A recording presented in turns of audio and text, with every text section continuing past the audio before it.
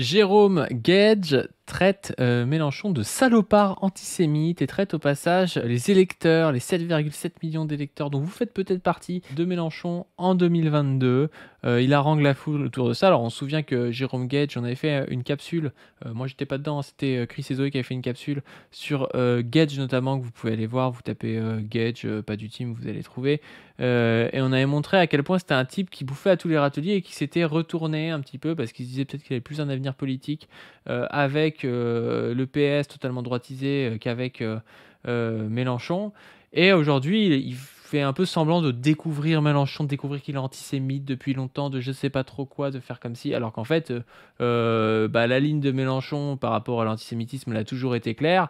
Gage était d'accord avec lui il y a quelques années. Aujourd'hui, il a retourné sa veste et Mélenchon n'est pas devenu antisémite entre-temps, quoi. Bref, encore une noisette, comme on dit sur cette chaîne. On va parler de tout ça avec Zoé. Zoé, comment ça va ? Salut Padu, ça va? Bon, Jérôme Gage, alors ici, chacun sait que nous ne portons pas le Parti Socialiste dans notre cœur, n'est-ce pas? Ce n'est pas notre parti préféré. Et alors, au sein du Parti Socialiste, Jérôme Gage, j'ai envie de dire que c'est un peu l'un des moins chers à nos yeux. Comme vous l'avez vu, si vous allez voir la capsule, mais c'était dans le docu qui était passé sur Mélenchon, le complément d'enquête. En fait, on voit que Gage et Mélenchon, ils ont une histoire. C'est pas juste des hommes politiques qui s'aiment pas trop aujourd'hui, c'est des mecs qui ont vraiment une histoire commune, qui ont été très proches à une époque. À l'époque où Gage était tout jeune et commençait, où Mélenchon était encore au PS. Gage était même un peu le bras droit, le protégé de Mélenchon à une époque. Et puis, au moment où Mélenchon a décidé de quitter le PS, Gage l'a trahi et finalement a choisi de ne pas le suivre et de rester. Depuis, il y a une inimitié qui est ancienne et tout ça. Et là, depuis vraiment le 7 octobre, la guerre génocidaire à Gaza, c'est catastrophique. Et les positions de Gage en termes de discours pro-sioniste et tout, justifiant la violence génocidaire qui se passe actuellement en Palestine, c'est un des mecs qui est en première ligne. Et donc là, on va voir ça.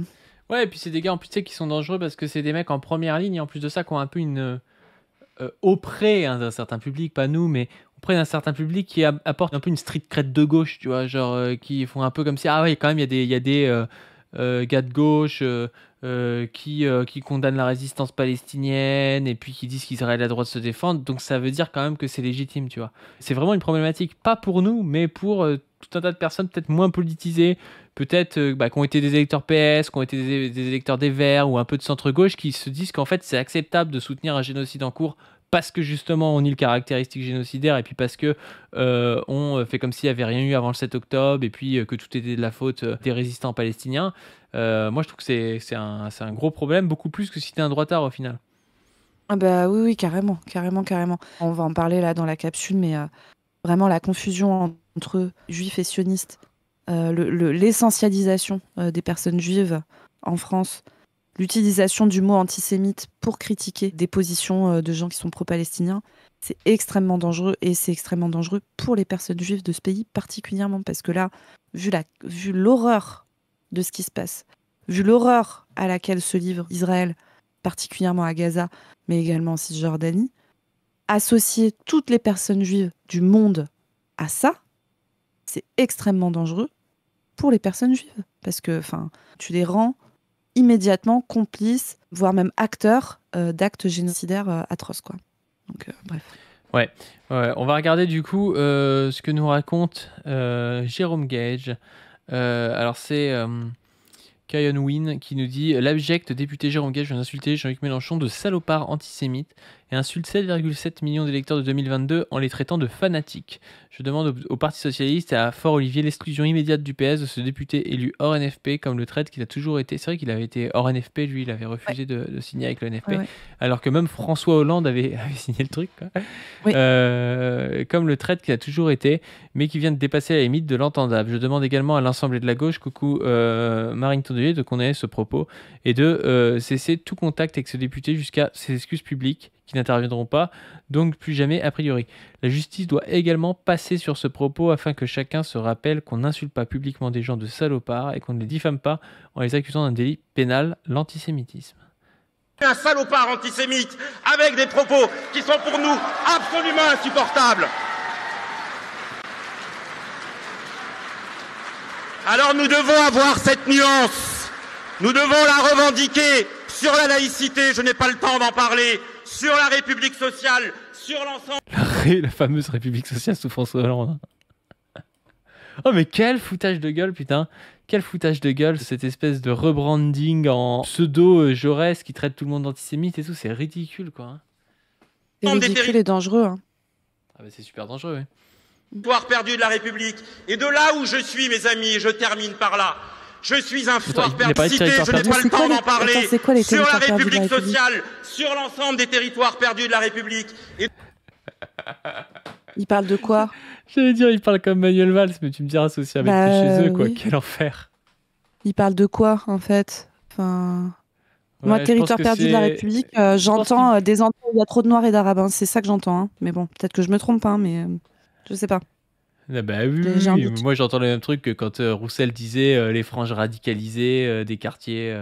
Enfin voilà, c'est vraiment toujours le même imaginaire de les Noirs et les Arabes. Jean-Luc Mélenchon les brosse dans le sens du poil pour en faire un vivier électoral, alors qu'en fait nous on va parler à leur intelligence et puis la racaille va être éradiquée et les bons Noirs et les Arabes vont être avec nous. C'est un peu le truc SOS racisme aussi. Hein.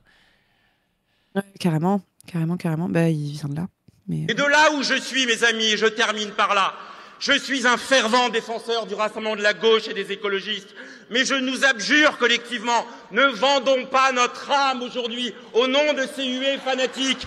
Il n'est plus possible, d'une manière ou d'une autre, d'avoir la moindre point de contact. D'avoir le moindre point de contact quand même. Hein. Et des huées fanatiques, c'est juste qu'il se fait huer parce que le type a été du mauvaise histoire pendant qu'il y avait un génocide en cours. Je veux dire, si lui, il considère que pendant d'autres moments de l'histoire où il y a eu des génocides, être du mauvais côté de l'histoire et taper sur les résistants, c'est quelque chose qui ne mérite pas au moins des huées. Je veux dire, il y a des gens, à d'autres moments de l'histoire, qui ont payé de leur vie, en fait, ce genre de positionnement. Tu vois, lui, il s'est fait huer par des gars dans une manif, tu vois. Enfin, au bout d'un moment, il va et je pense qu'il va s'en remettre, tu vois. Enfin, vraiment, le gars est à côté de la plaque. Hein. Avec ceux aujourd'hui qui abîment la gauche, qui abîment l'universalisme, qui abîment la République, qui abîment la laïcité et qui, ce faisant, abîment la République sociale chère à notre cœur. Quelle horreur. Un salopard. Putain, donc on sent le social, ils ont plus que ça. Tu vois, ils sont en train de se faire ce rebranding un peu pseudo-jaurétien, tu vois. Mais d'ailleurs, tu vois, le fait qu'il prononce le mot de laïcité plusieurs fois et tout, on sait ce qu'il y a derrière hein, quand il parle de ça. Il parle pas de la laïcité pour toutes les... Enfin voilà, il dit en gros, ils ont un positionnement qui est pas assez raciste envers les Arabes. C'est ça qu'il dit. Eux, ils appellent ça laïcité et tout ça, mais en fait, c'est ça qui est dit. C'est que dans une période où les personnes musulmanes sont ciblées dans ce pays, où on vit une violence islamophobe qui est dingo. Enfin, je rappelle que là, en un mois, il y a eu 2 meurtres islamophobes là, récemment. On pense aux proches, aux familles de ces personnes. Hein, bien sûr, c'est horrible. Et lui, il vient dire qu'il transige avec la laïcité, etc. Vraiment, le message, il est là. C'est de dire, en fait, il ne demande pas assez aux gamines musulmanes de ne pas pouvoir aller à l'école. Il ne demande pas assez aux mères de familles musulmanes de ne pas pouvoir accompagner les sorties scolaires. Il ne demande pas assez... Enfin, voilà, c'est vraiment, mais c'est catastrophe, quoi. C'est vraiment le naufrage intellectuel. Et c'est pas étonnant, tu vois, la pipeline idéologique, elle est très claire. Ça fait très longtemps que le PS est très, très, très limite sur ces sujets-là. Et c'est pas étonnant qu'il y ait toute une partie là, du PS qui se transforme. Et tu vois, on avait fait une caps, là, il y a pas longtemps, sur Chloé Ridel, tu sais, à Baxit, qui vient nous faire un numéro de claquette en expliquant que le PS a toujours été très clair, etc., sur le sionisme et tout. C'est faux, en fait. C'est faux. C'est vraiment avec En Marche, enfin avec... je sais jamais comment avec les macronistes. Pour moi, ils ont toujours été très clairs sur le sionisme, mais ils ont toujours été du mauvais côté.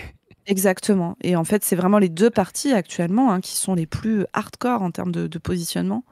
Alors, il y a l'extrême droite aussi, mais voilà quoi. Mais d'ailleurs, c'est ce qui est intéressant, c'est que le gars, il nous rapporte la République sociale, blablabla. Et nous, c'est ce qu'on dit toujours avec l'histoire des noisettes, là, c'est qu'il est entre deux. Je veux dire, tu peux pas prôner à la fois la défense d'Israël, du printemps républicain et tout ça. Bah, si tu prônes ça, tu vas finir avec Glucksmann, des macronistes, et tu ne feras pas la République sociale, tu vois. Et si tu veux la République sociale, le pacte égalitaire, il va se faire dans l'égalitarisme concret, c'est-à-dire dans quelque chose qui va être antiraciste, antisexiste et anti-génocide en Palestine, tu vois. Et lui, il est en train de faire comme s'il allait nous vendre la République sociale. Frérot, tu vas faire un pacte avec François Hollande, Glucksmann et Macron. Tu vas rien faire du tout, tu vois. C'est une grosse douille. C'est plus que des mots, quoi. C'est plus que des valeurs, quoi, dites comme ça, abstraites et qui n'engagent strictement à rien, quoi. Oui, carrément. Alors déjà en 2012, ils n'ont pas fait la République sociale. Alors qu'est-ce que Jérôme Gage attend du PS d'aujourd'hui de faire la République sociale, quoi? Si, moi, Meyer Rossignol, je le sens chaud pour la République sociale. Là, vraiment, j'ai très très hâte de cette super République sociale. Non, mais voilà, c'est catastrophique. Et en vrai, ce niveau de, tu vois, ce niveau de d'agressivité et d'insulte là, ça serait n'importe qui de la France insoumise, même de partis plus à gauche, de RP, etc., qui tiendrait un discours comme ça. Mais le gars serait convoqué en garde à vue, en fait. Enfin, il passerait au tribunal pour des trucs comme ça. C'est sûr. Le deux poids, deux mesures est ouf, quoi. Il est ouf. Et encore une fois, je suis désolée, mais moi, c'est cette confusion d'appeler antisémite toute personne qui se positionne pour la fin du blocus, la fin du génocide et la fin de la colonisation en Palestine. C'est une mise en danger. Bon, déjà, c'est immonde d'empêcher des gens de lutter contre un génocide en cours. Mais au-delà de ça, c'est une mise en danger des personnes juives qui est hallucinante. Parce que là, du coup, ça crée vraiment une confusion totale, une essentialisation des personnes juives comme étant intrinsèquement soutien de la politique actuelle menée par Israël. Ça me terrifie, en fait, les conséquences politiques que ces choses ont, aussi bien du côté de l'annihilation, enfin, tu vois, de manière de criminaliser la lutte pour le soutien au peuple palestinien, mais en plus la mise en danger de toutes les personnes juives du monde, et particulièrement dans notre pays, la France, quoi. Ouais. Mais tu vois, il y a... En fait, là où ça nous met dans la merde aussi, c'est que on voit que les gros appareils de partis, aujourd'hui, pour des intérêts qui sont à la fois peut-être boutiqués, un peu électoralistes, et puis aussi pour des intérêts de fond, hein, du fait qu'ils ont vraiment des valeurs sionistes notamment, racistes ou au moins aveugles au racisme ou des choses comme ça, et ben, ils sont en train de se droitiser et de cadenasser en fait la politique française. Et là, ça parle de ça dans le chat et ça a un rapport au final. Ça, on pourrait croire que ça n'a pas de rapport avec le truc, mais il y a la JC aujourd'hui. Là, on a appris qu'ils avaient purgé en gros la JC Nord 92, qu'ils avaient viré un camarade qui a une chaîne YouTube d'ailleurs qui est cool, que vous pouvez aller voir. On va faire la pub de la chaîne YouTube qui s'appelle Pensée Rouge. Et lui, il rapporte ce camarade du coup qu'il a été purgé. Je vais vous mettre le tweet. Il dit il y a 2 semaines, j'étais purgé du MJCF pour avoir défendu avec ma section le peuple palestinien et sa résistance. Aujourd'hui, nous nous organisons en JC 92 indépendante dans un esprit unitaire et nous mettons à disposition de toutes les organisations communistes. Et en gros, donc, ce qu'il raconte, c'est qu'il a été purgé pour son soutien à la résistance palestinienne. Et que du coup la JC Nord 92 qui est plutôt une grosse JC qui le soutient en fait, et sur sa ligne aussi ils ont décidé, comme ils avaient un camarade qui était exclu, de dire on quitte la MJCF. Et je trouve qu'aujourd'hui en fait depuis le 7 octobre il y a dans des partis plus ou moins gros, le Parti Socialiste, on a vu le PCF qui a tout de suite dit ah bah non mais ils sont pas clairs avec le Hamas et tout et les filles. Là vous avez la JC qui vire des mecs parce qu'ils soutiennent la résistance palestinienne, tu vois. Et il y a vraiment un espèce de cadenassage de la politique, de gens qui ont peur en fait, et qui sont en train de partir du mauvais côté de l'histoire, tu vois. Et la problématique là-dedans, c'est que nous, il nous reste pas grand-chose en fait. Il nous reste quoi ? Il nous reste la France insoumise, mais c'est pas vraiment un parti. Il nous reste la CGT où il y a des ailes combatives, mais c'est pas un parti non plus, tu vois. Et donc du coup, on est dans une situation où je pense qu'il y a jamais eu depuis quelques peut-être dizaines d'années autant d'émulation dans les milieux militants, dans la volonté aussi de militer et tout ça, mais où les organisations ne répondent pas à l'appel, tu vois. Les organisations sont des vieux machins bourrés de... la JC, c'est bourré d'espèces de petits... je vais pas dire quoi, parce que de gars comme Léon Desfontaines qui n'ont aucune culture, qui sont nuls et qui veulent un poste, tu vois. Et là-dedans, dans ces mecs qui commencent à virer des camarades qui sont pour le coup vraiment communistes, vraiment anti-impérialistes, ces mecs-là, ce qu'ils espèrent, c'est un poste d'adjoint dans une mairie de merde, détenu par un gars du PS, et d'essayer d'aller échapper au travail, tu vois. En gros, c'est des mecs comme ça, on les connaît. C'est pas les mecs les plus combatifs, mais c'est ces figures-là que ce genre de partis mourants sont en train de sélectionner. Quand je parle de partis mourants, je parle du PCF.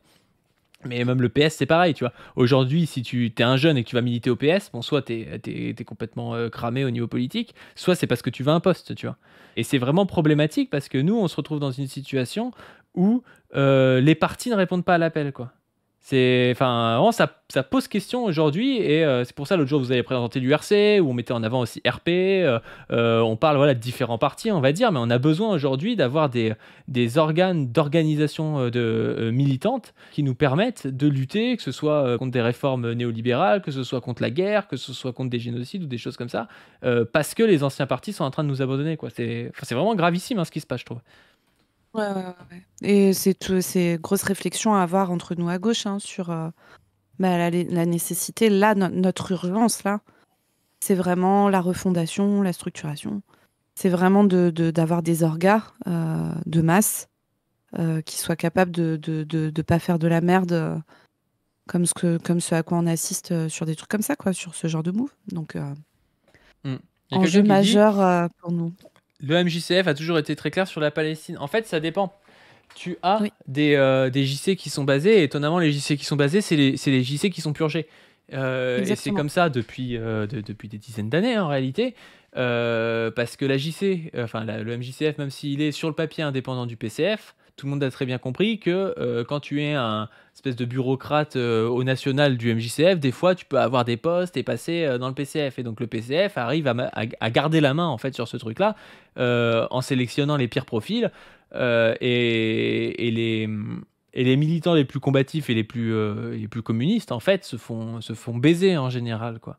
Alors la problématique, c'est que, et ça a toujours été la même, c'est la même avec le PCF, c'est que tant qu'on n'arrive pas à avoir une organisation qui tient la route et qui nous permette de militer en dehors de ces organisations, ça nous pousse à continuer à dire oui, mais le parti va changer, machin. Enfin, moi, je ne sais pas si vous êtes proche de gens du PCF ou de la JC, mais ils vous disent toujours ça.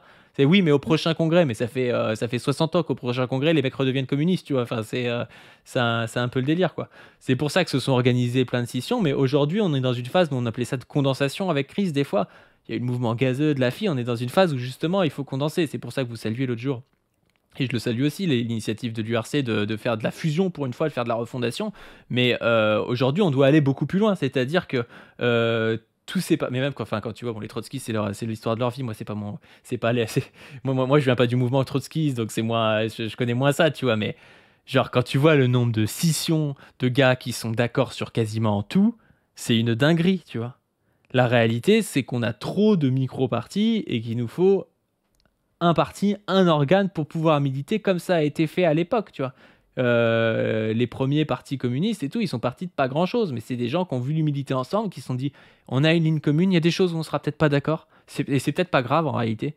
Je veux dire, c'est pas grave, c'est même plutôt sain peut-être que dans un parti, il y a des gens qui soient pas d'accord sur tout, mais que ça permette de militer.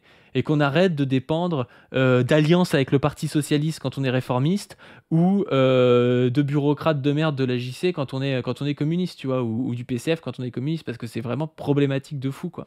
T'imagines, à un moment donné, on est obligé de tendre la main à François Hollande, tu vois. On est obligé de tendre la main à Léon Desfontaines, tu vois. Enfin, c'est une dinguerie, quand même. Oui, carrément. Donc, gros chantier pour nous dans les prochaines années. Gros chantier. Bah, clairement, ouais. Mais clairement. écoute, on va Puis tous soutien à surmonter Pensée les Rouge manches, et à la hein. JC, Ouais. 92 Nord, hein. Soutien à eux. Force à vous, les camarades. Rejoignez-les Force à si vous. vous êtes dans le 92 Nord. Bah oui, carrément. Force à eux, les camarades. Et puis, on va se retrousser les manches et on va essayer de construire des trucs solides, un peu.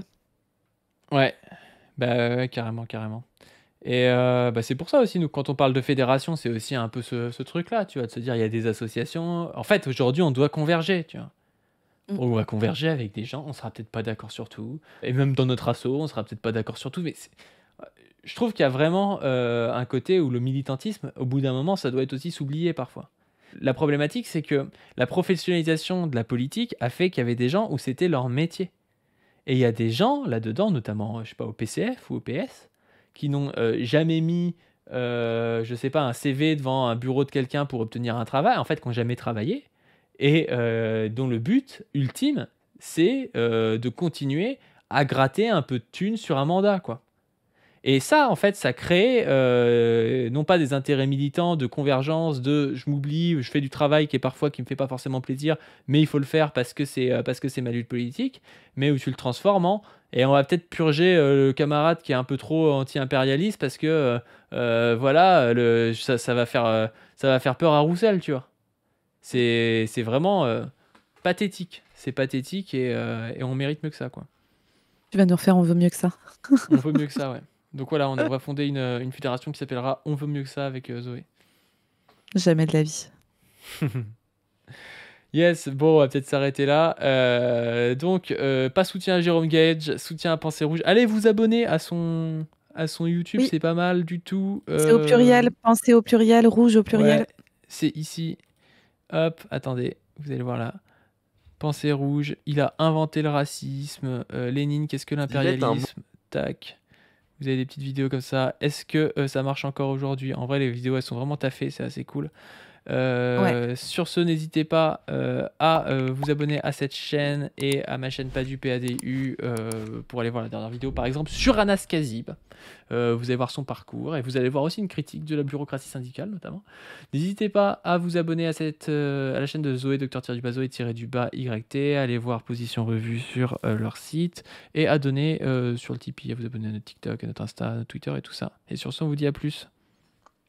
Plus tout le monde, salut. Yes.